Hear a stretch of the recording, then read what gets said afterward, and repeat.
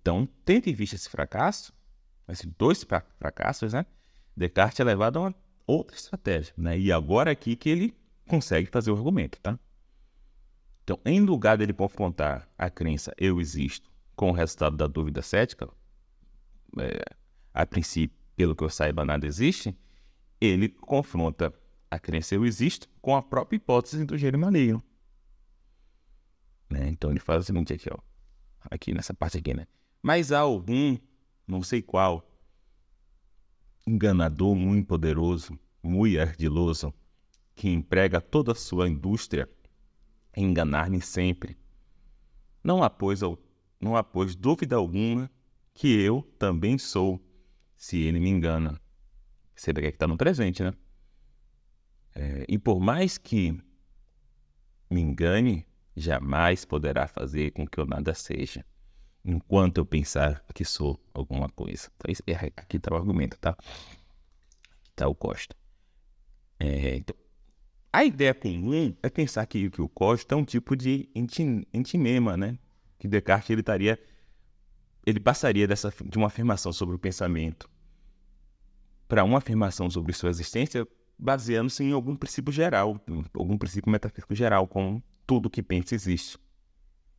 Ou, né, toda propriedade tem uma substância mais abstrata ainda. E essa seria tipo a premissa oculta do argumento dele, né? E algumas vezes ele parece sugerir que é isso mesmo. Né? Então, pegando aqui, estava comparando, né, o argumento das meditações com o argumento dos princípios, né? Aqui, os princípios da filosofia. Esse aqui foi um livro que Descartes escreveu para ser usado nas universidades. Né? Ele queria ganhar o dinheiro. E aqui ele reapresenta as teses o Código está aqui também, né? Então, aqui a parte 7. Vamos dar uma lida aqui. 7. Só podemos duvidar se existirmos se esse é o primeiro. Só podemos duvidar se existirmos. Esse é o primeiro conhecimento certo que se pode adquirir.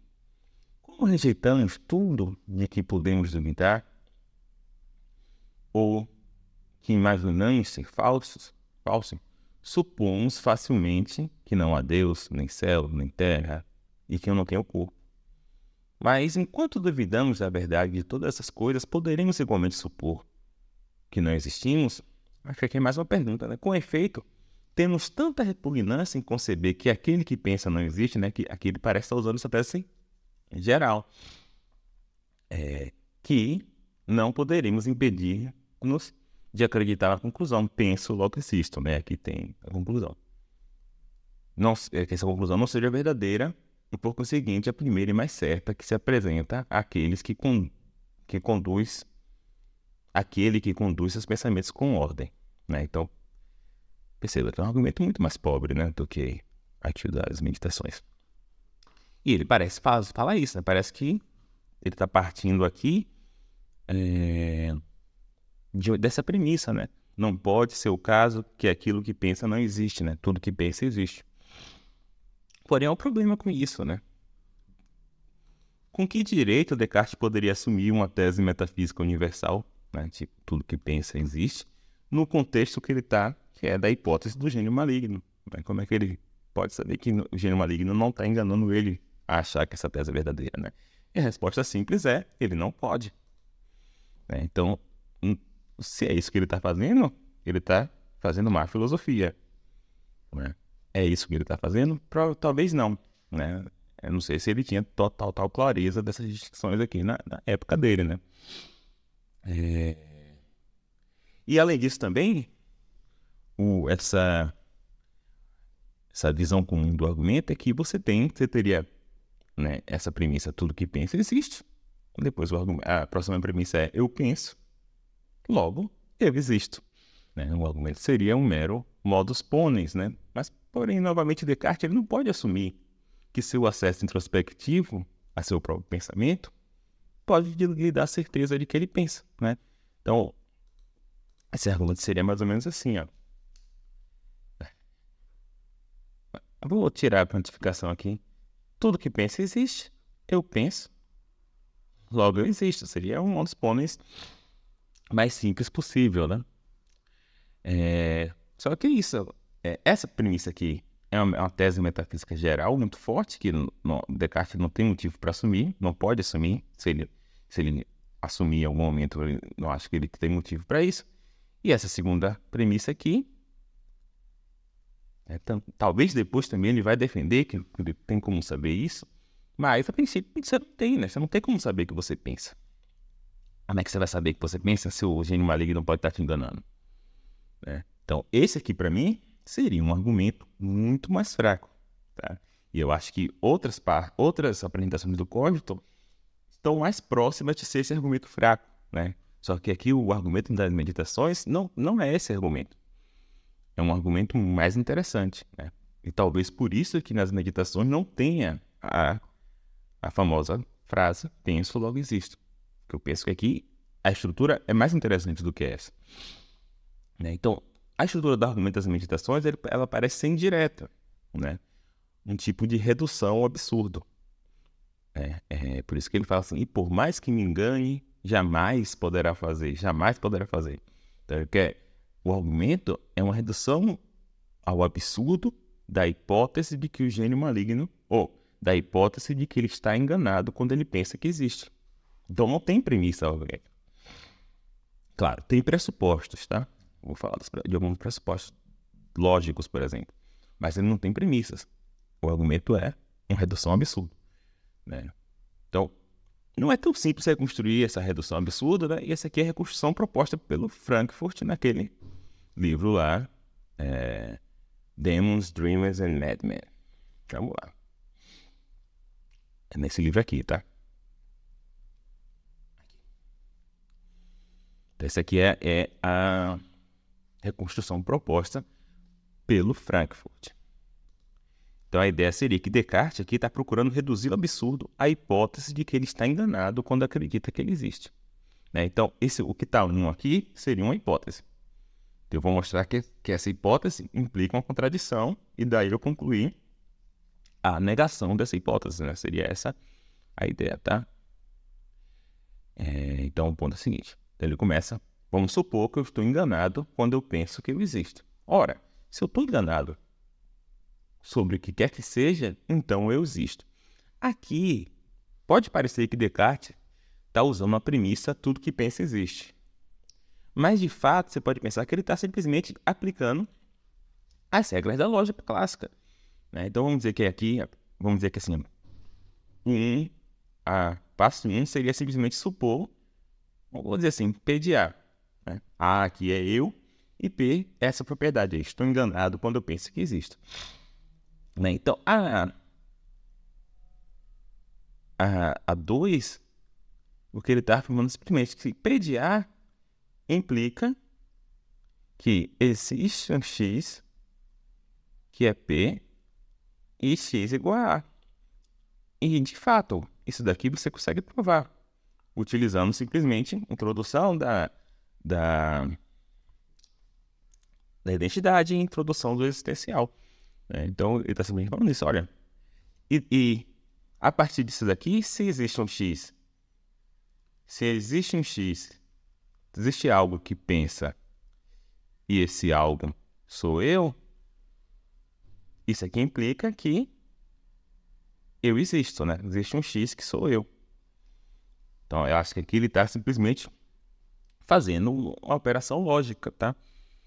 Aí você pode pensar, tem muita diferença da tese metafísica e a operação lógica? Tá, tudo bem. Aqui ainda é um pressuposto do argumento, né? Ele poderia pensar que o gênio maligno está enganando ele a pensar que essa regra da lógica clássica é uma regra real, né? Mas a mim me parece um pouco melhor você simplesmente pressupor a lógica clássica e você pressupor uma tese metafísica sobre propriedades de substâncias. Tá? E eu acho que Descartes ele só precisa dessa regra lógica. Tá bom? Então, daqui, né, ele consegue provar que ele existe. Né? Ele existe. Só que perceba, se ele existe, então essa hipótese aqui, né, que é eu estou enganado quando eu penso que eu existo. É claro que aqui eu botei só P de A, mas teria que ser uma hipótese mais complicada, né? Com algum operador intencional, né? Conteúdo intencional. Mas se eu estou enganado, ou se eu existo, daí você conclui o seguinte: ora, então se eu existo, eu não estou enganado quando eu penso que existo. Correto? Então ele supôs que ele estava enganado quando ele pensa que existe, mostrou que isso implica que ele existe, daí ele conclui: ora, então eu não estou enganado quando eu penso que eu existo. Então eu supus que eu estava enganado quando eu penso que eu existo, e daí eu derivei uma contradição. Ora, eu estou enganado e não estou enganado quando eu penso que eu existo. Daí, por introdução da negação, eu posso largar a suposição e concluir: eu não estou enganado quando eu penso que existo. Certo? Eu supus que eu estava enganado quando eu penso que existo. Mostrei que essa suposição implica uma contradição, eu posso concluir a negação dessa suposição. E daí, se eu não estou enganado quando eu penso que eu existo, então eu existo. Não é? E esse é o argumento, tá? Basicamente isso. Então, é um argumento muito mais interessante do que um modus ponens, né? Será que eu estou enganado quando eu penso que eu existo? Ora, se eu estou enganado quando eu penso que eu existo, eu existo. Logo, eu não estou enganado quando eu penso que eu existo. Se eu não estou enganado quando eu penso que eu existo, então eu existo. Certo? Então, aqui é um ponto. Então, esse aqui é o argumento, tá? O cogito, como está nas meditações. Então, nas objeções, né, de Descartes, Gassendi, ele tenta diminuir o interesse do cogito, sugerindo que Descartes poderia ter inferido que ele existe de qualquer outra atividade, que não seja o pensamento. Por exemplo, ando, logo existo. Sim, realmente, né, a partir de ando, né, vamos dizer que essa propriedade aqui P fosse ando, você conseguiria chegar daqui até aqui. Né? Vamos supor que eu ando. Se eu ando, eu existo. Beleza, né? Aí, o que Descartes fala que a diferença do penso, logo existe, pro ando, logo existe, é o seguinte: Descartes fala assim: não há nenhuma ação minha na qual eu esteja inteiramente certo, exceto o pensamento, né? Então, aqui de novo, Descartes ele pode ser entendido como estando sugerindo que a certeza que ele tem de que ele pensa vem de algum acesso introspectivo que ele tem ao pensamento dele. Mas, para o bem do argumento, né, como eu argumentei antes, essa certeza não pode vir da introspecção. Até porque, se esse argumento dependesse da introspecção, ele seria um argumento, a conclusão dele, né, eu existo, seria uma crença a posteriori, né? Porque dependeria de evidência empírica, introspectiva, mas empírica, e seria vulnerável ao gênio maligno. Ao contrário, a justificação de eu penso aqui, dada por esse argumento, vem simplesmente da redução absurda da possibilidade de estar errado. É uma justificação a priori, certo? É epistemicamente possível que eu esteja errado quando eu penso que existe. Quando eu penso que existe, eu tenho um conhecimento. Por quê? Porque esse conhecimento é indubitável. É impossível eu estar errado, certo? Então, o ponto aqui é que eu posso estar errado quando eu penso que ando. Então,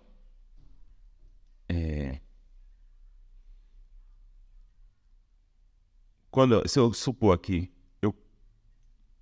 eu posso estar...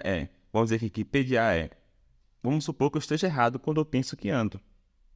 Você não vai conseguir gerar uma contradição aqui. Por quê? Você vai, no máximo, concluir que quando eu penso que ando, eu existo. Mas isso não é uma contradição. Não tem a ver com estar errado ou certo quando eu penso que ando. Né? Então, o ando, logo existe, ele não funciona, né, nessa estrutura. Porque eu vou supor que ando. Vou supor que eu estou errado quando eu penso que ando.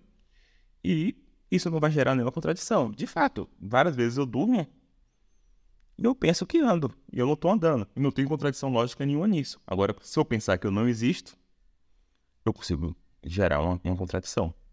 Né? Porque se eu penso, porque se eu estou errado quando eu penso que eu existo, então existe alguém, existe um X que está errado quando pensa que existe, e esse X sou eu. Mas se existe um X que está errado quando pensa que existe esse X sou eu, existe um X que sou eu, certo? Então, aqui, pelas regras, como eu falei, da introdução da identidade, da introdução do codificador essencial, eu consigo mostrar essa contradição para eu estou errado quando eu penso que eu existo.